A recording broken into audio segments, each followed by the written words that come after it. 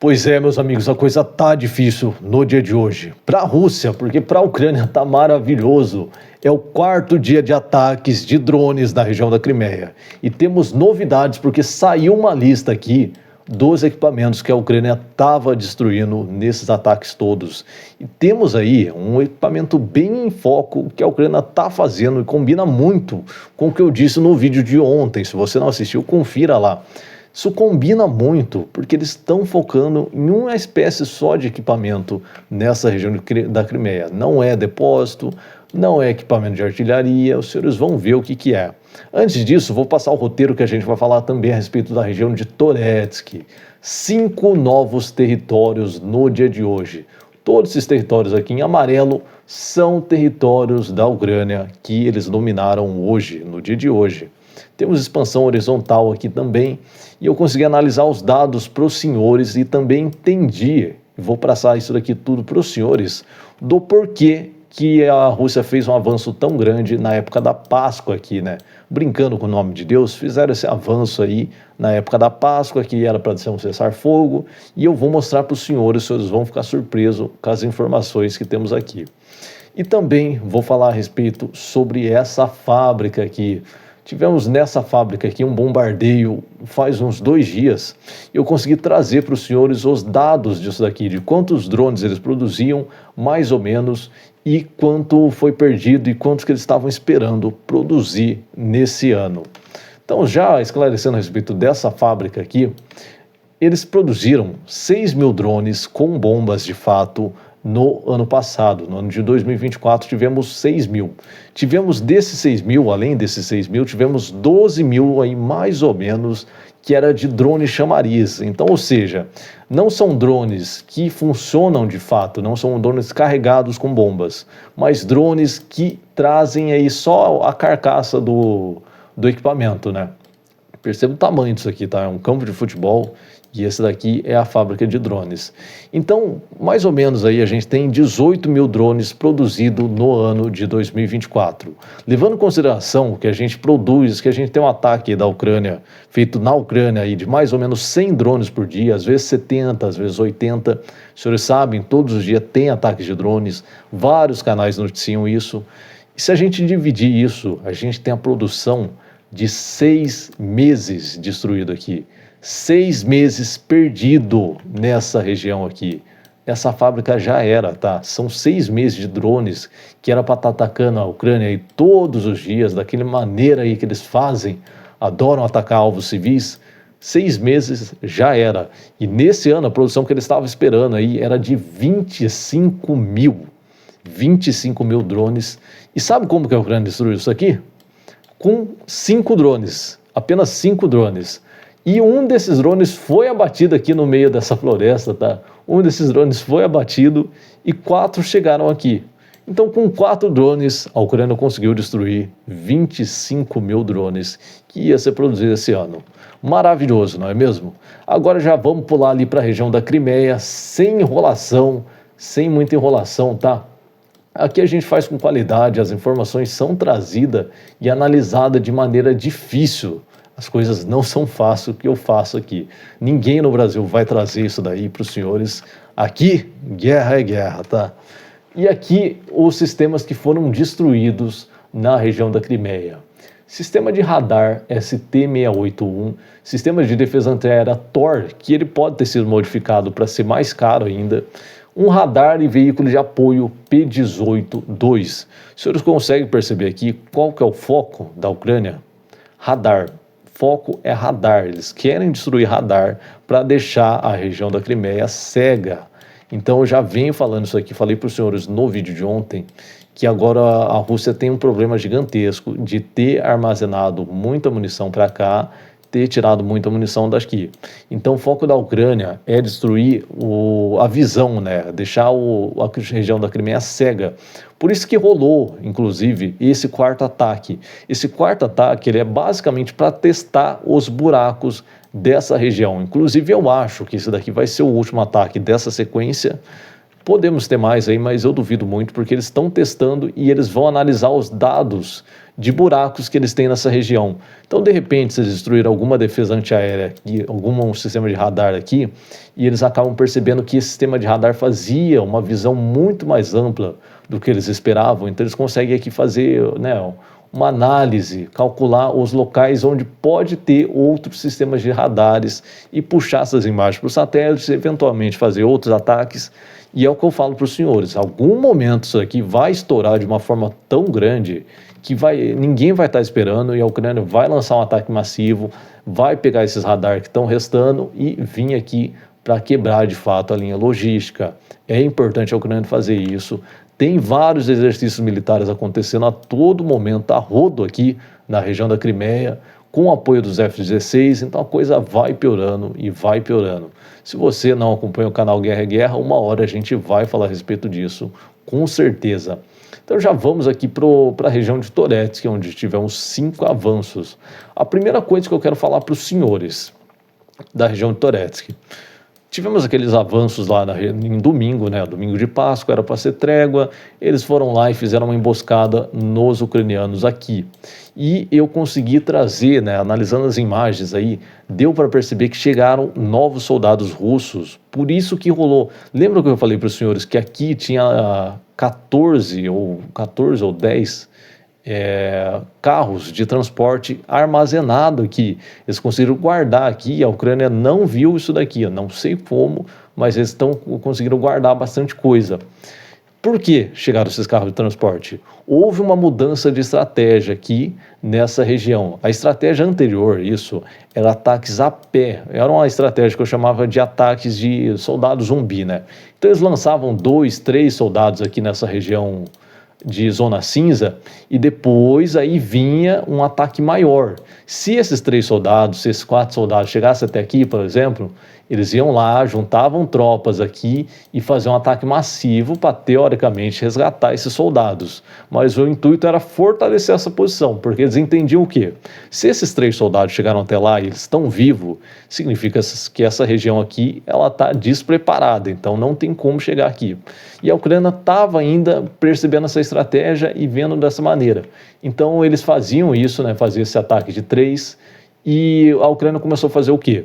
Começou a fazer o ataque direcionado nesse pessoal à noite. Então eles não deixavam esse pessoal sobreviver. Esse pessoal que estava ali entre a linha da vida e do fim dela, né? Por isso que eu chamo de soldado zumbi. Eles não deixavam esse pessoal se procriar ali, eles não deixavam passar informação, não deixavam coletar. Então à noite tinha um ataque direcionado sempre nessas regiões. Limpeza de território, e a Ucrânia ia lá e voltava. Essa região de Toretsk é muito maluca, muito mesmo, é uma coisa assim que não existe em qualquer outro canto das batalhas. O que eu vejo aqui, eu nunca vi na Ucrânia, ressalto isso aqui para os senhores, nunca vi, é uma coisa absurda o que acontece aqui, tá? E aí é o seguinte, rolou isso daí, e aí teve novamente, né, na trégua de Páscoa, o ataque, e a Ucrânia tentou fazer a limpeza, só que de dia. E aí os soldados russos tinham guardado uma força bem grande aqui, fizeram um ataque nessa região, quebrou o ataque ucraniano, alguns dos ucranianos acabaram perdendo a vida nesse ataque.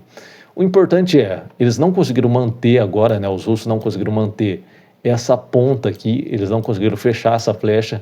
Isso significa, né, a zona cinza significa que os ucranianos ainda têm acesso, então eles ainda conseguem fazer a defesa flexível, eles conseguem chegar até aqui tranquilamente, né, dado sendo uma guerra, né, eles conseguem chegar até aqui e fazer o recuo novamente, sem muitos problemas. E aí, tivemos uma novidade gigantesca aqui, que a Ucrânia lançou um ataque. Todos esses pontos aqui que eu estou mostrando para os senhores são ataques de drones. Foi difícil pra caramba trazer isso daqui. Então eu peço para os senhores que vocês deixem um like aqui, porque é difícil fazer análise de dados e eu estou tendo pouco tempo para fazer isso. Então, a Ucrânia fez um ataque grande aqui e começou a fazer uma supressão gigantesca nessa linha de suplemento russa. Você percebe que essa linha de suplemento, ela chega até ali na frente, e eles estavam usando bastante, né, essa linha de suplemento desde a época que eles ganharam esse território aqui na Páscoa, então eles estavam utilizando muito essa linha de suplemento. E a Rússia começou a acumular, né, dividiu isso aqui, começou a acumular forças nesse canto aqui. Eles começaram a acumular forças para direcionar um ataque. E nisso que ocorre, que começa, né, o efeito dominó. Porque eles começaram de fato um ataque. Então os russos foram lá, fizeram um ataque nessa região aqui, e eles até ganharam esse território até aqui, ó. Eles ganharam esse território até aqui. Por isso que eu falo, é uma coisa muito doida que está acontecendo, que é uma troca de territórios. Porque a Rússia ataca, a Ucrânia ataca, toma o território de volta, a Rússia vai lá, ataca de novo e toma o território de volta. Então os ucranianos estavam bem fortalecidos aqui. Rola um ataque de artilharia nessa região por parte da Rússia. A Rússia consegue, vem, domina esse território e permanece aqui. Nisso, a Ucrânia começa a vir e fechar esse cerco aqui, ó, e começa a lançar ataques de drones, todos nessas regiões. Tudo isso aqui. Isso daí demora, tá? Demora aí 5 a 6 horas, todo esse desenrolar dessa guerra, dessa batalha aqui. Então a Ucrânia começa a fazer um avanço para conseguir pegar umas posições melhores e começa um ataque de drones. Então vai chegando, vai pegando drones, vão localizando as posições dele e jogando drones em cima da cabeça deles. Esse pessoal que estava aqui não conseguiu garantir o avanço, né? Porque além da linha logística que estava fazendo o apoio deles aqui, está começando a ser bombardeada, eles estavam tomando ataque desse lado aqui. Perceba a altura disso daqui. Olha o tamanho, tá? E isso a gente está num negócio que nem é tão real assim, nem fidedigno à realidade. Isso aqui é gigantesco, é uma visão privilegiada mesmo que os ucranianos têm aqui. Então os ucranianos começam a fazer uma pressão desse lado aqui e a Rússia começa a tomar a pressão por parte daquele lado ali, com ataques de drones na linha logística. Esse pessoal que garantiu o território aqui, obviamente, não ia aguentar a pressão, ou eles iam virar miúdo, né, do campo de batalha, ou ia ter que recuar. De fato, escolheram a opção mais lógica, o que é bem difícil deles fazerem. Eles preferiram a opção mais lógica, fizeram o recuo e voltaram de volta para as posições estratégicas dele. Só que nisso começa a quebrar tudo. Tudo começa a quebrar. Quando a gente tem um ataque e um recuo nessas regiões assim, os ucranianos aproveitam para avançar onde eles puderem. Onde eles puderem, eles vão lá e vão tentar ganhar território. E foi o que aconteceu. Esse pessoal aqui teve que fazer um recuo, toda essa zona cinza, olha o tamanho disso daqui. Essa zona cinza foi recuo que os russos tiveram que fazer no meio dessa batalha e um pouquinho horas anteriores, inclusive. Eles tiveram que fazer um recuo para conseguir fortalecer novamente essa linha logística, porque eles esticaram muito, olha o tanto que eles fizeram de esticamento. Então eles têm que fortalecer muito essa linha logística aqui. E eles começaram, teve que recuar tropas, voltaram as tropas aqui, obviamente os ucranianos aproveitaram essa brecha aqui que eles deixaram e começam a avançar aqui também, né? Mas eu acho que o objetivo da Ucrânia nem é tomar esse território, vai se transformar numa zona cinza até a gente ter a limpeza completa disso daqui. Limpar isso aqui vai ser difícil, porque a zona grande aqui ainda pode ter sim soldados russos perdidos por aqui, mas por enquanto está uma zona cinza, não tem nenhuma atividade de soldados russos nessa região. Os ucranianos aproveitaram e lançaram um ataque aqui também, nessa região no meio, chegaram mais ou menos aqui, não consolidaram a posição, nem era o objetivo, porque aqui tinha um acúmulo de tropas acontecendo por parte da Rússia. E aí eles fizeram aqui um ataque bem direcionado, destruíram aqui as tropas russas, alguns ucranianos foram perdidos nessa batalha aqui, e eles foram lá e fizeram um recuo. E, inclusive, eles perderam, né? Os soldados ucranianos perderam por conta de uma armadilha de terreno e não por conta de confronto real. E aí começa a quebra de todo desse meio aqui. Com falha logística, obviamente, todo mundo tem que se preocupar com isso aqui. Falhou logística, vocês podem tomar um cerco por parte da Ucrânia aqui, né? Eu acho bem difícil, mas poderia haver um cerco aqui. Então todo mundo começa a focar, vamos para o meio ali logístico e ter que redirecionar tropas, né? Eu queria dizer para os senhores que esse avanço ocorreu, né? O avanço por parte da Rússia até aqui ocorreu porque chegou 14 mil soldados nessa região, tá? Foram 14 regimentos novos, cada um com mais ou menos 1.000 soldados. Tem estimativa de ser um pouquinho menos porque eles estão em batalha, então as coisas podem ser menor. Então a estimativa aí de 10 até 14 mil pessoas de soldados que chegaram justamente no domingo de Páscoa.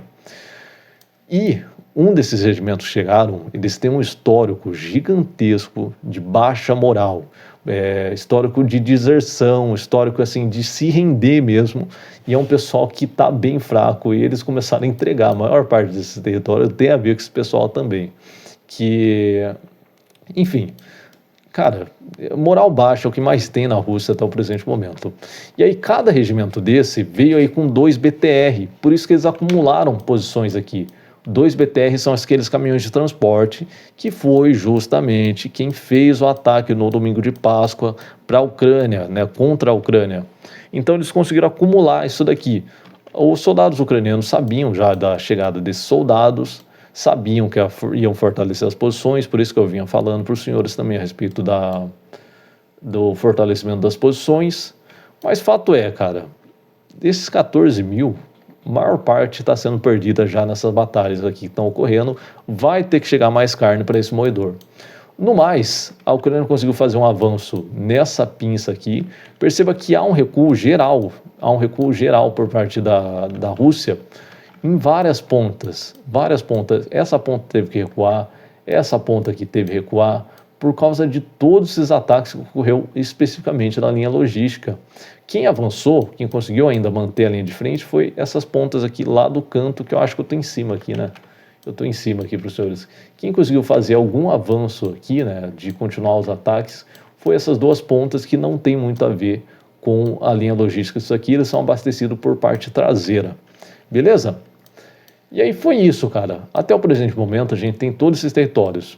Quero salientar que isso daqui não necessariamente vai ser dominado por inteiro. Isso aqui pode ser apenas um bate-recuo, só que eles vão segurar a posição máxima que pode e aí vão construir, né, uma defesa em profundidade, né, um recuo estratégico para eles conseguirem desgastando. Né? Então, enquanto os soldados russos vão tentando quebrar cada avanço, eles vão aqui, ó, tomando perda nessa região de Toretsky.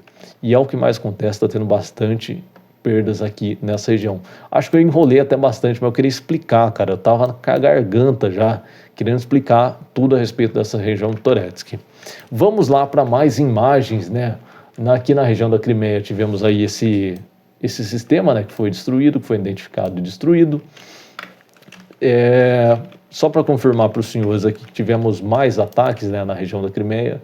45 drones é pouco, talvez seja a última vez que a gente vê, pelo menos nas próximas semanas, ataque aqui na região da Crimeia. Veremos.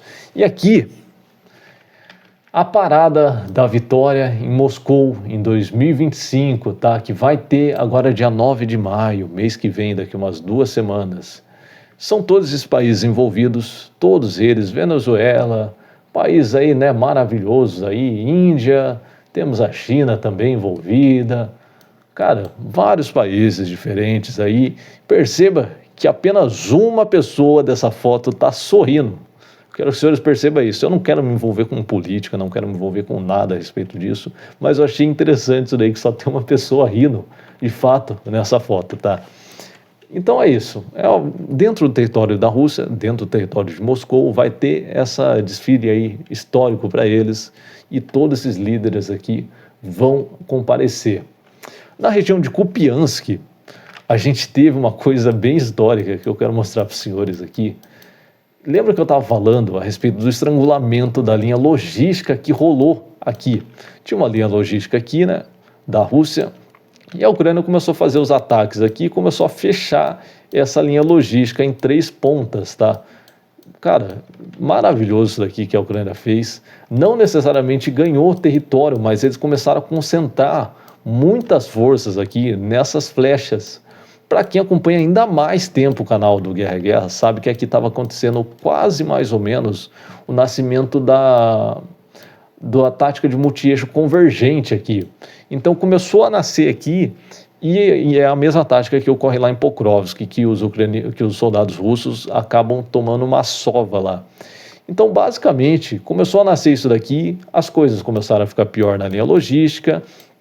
O que eu quero dizer para os senhores é que os soldados russos abandonaram todos os ataques nessa região. A gente tem um momento histórico dessa região aqui de Kupiansk parada parada, travada totalmente, não tem nenhum ataque, eles só estão segurando posição. Isso daqui fazia muito tempo que eu não vi isso daqui, fazia muito tempo mesmo.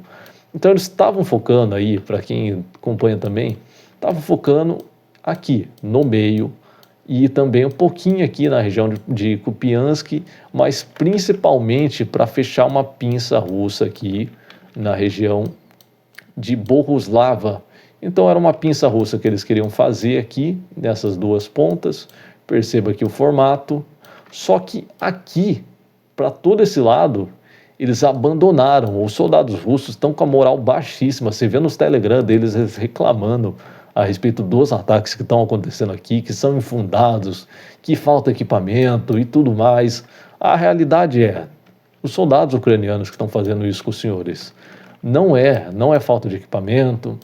Claro, tem, né, os problemas de logística, mas esses problemas de logística é justamente por conta dos ucranianos, tá? Não adianta vocês reclamar do exército russo, não, vocês têm que considerar a eficácia que os soldados ucranianos têm na região de Kupiansk.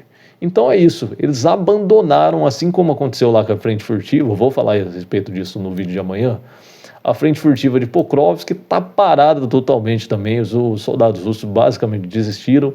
E agora é isso, é focar em outros ataques. Aqui teve um ataque recente que ele fala nessa notícia aqui. Na região de Kupiansk, né, são bastante estáveis e por conta das ações bem-sucedidas dos soldados da Brigada do Príncipe, que destruíram um ataque motorizado. Esse ataque motorizado aí tinha mais ou menos 40 motos e eles estavam com uma confiança gigantesca que eles iam lá chegar aqui, ganhar território pra caramba, manter aquela pinça que eles estavam fazendo. A realidade é que esse território foi ganho pela Ucrânia, tá? A Ucrânia deixou, né? Aqui aquela tática de revolving door, né? A Ucrânia deixou atacar aqui e depois foi lá e ganhou mais território ainda. Então não adiantou os ataques, não adiantou trazer, porque eles têm que trazer todo esse equipamento de uma linha logística diferente aqui, né? É uma linha logística auxiliar que vem aqui pelo meio de Kupiansk. Não adiantou, tá? Eles acabaram perdendo tudo isso aqui nesse ataque, então o pessoal tá bravo lá, fala, ó, esquece essa região, deixa parada, vamos ver o que nós faz depois de um tempo. Então a gente vai ver aí essa região de Kupiansk parada até um pouquinho de momento. Há um forte avanço não, né? Um forte ataque aqui nessas regiões de Torsk e Siversk, que eu já venho falando para vocês, é a região de Lyman. Os ucranianos ganharam um território bem no meio aqui de Borova, tá? Eles ganharam um território bem no meio, estão tentando fazer de novo aquela clássica quebra do meio da região de uma pinça. Segura as duas pontas, tenta a quebra no meio. Isso é básico que a Ucrânia faz. Vamos ver se eles se reinventam, se fazem alguma coisa nova aqui. E fato é, os soldados russos tentaram fazer de novo aqui, né, um ataque, né, com três transportes, né, 3 veículos de transporte, cada um com pelo menos, de acordo com os fabricantes, 9 soldados, mais abarrotados de soldados. Então pelo menos 30 pessoas, que com certeza tinha mais, pode ter certeza disso. Então eles fizeram um ataque e é clássico também da Ucrânia. Se vocês deixar uma brecha, os ucranianos vão lá e fazem um ataque de volta. Então eles ganharam todo esse território aqui, numa zona importante, que é o meio dessa pinça. Que a Rússia fez uma grande concessão de paz ao não tomar toda a Ucrânia. Trump está falando que a Ucrânia, cara, né, aquele negócio, né, em 3 dias a Ucrânia vai ser dominada, fica tranquilo, tá? Então Trump está falando que a Rússia fez uma grande concessão, fez um grande favor aí por não estar tomando a Ucrânia inteira, né? Eles não quiseram tomar a Ucrânia em 2 semanas, fica tranquilo, tá? E aí vem o Lavrov, ele percebeu aqui que eles têm que abaixar a cabeça para o Trump e a Ucrânia vai ser o inimigo da história, né? Basta eles ficar quietinho e falar, olha, a gente quer negociar. E é só eles ficar quietinho e fazer o trabalho deles, fingir que nada está acontecendo, fingir que eles querem sentar e negociar, o que não é fato, tá? Isso aqui é bem diferente do que acontece. E aqui, para finalizar o vídeo de hoje, os Estados Unidos estão se preparando para oferecer à Arábia Saudita um acordo de armas no valor de mais de 100 bilhões durante a visita do presidente Trump. Então eles não queriam vender os mísseis Patriot pro querido amigo, né, parceiro Zelensky. Só que para a Arábia Saudita, eles estão aqui querendo fechar um acordo de 100 bilhões de dólares. O que os senhores acham disso? Comenta aí embaixo, beleza? No mais é isso. Quero agradecer a todos que ficaram até o final.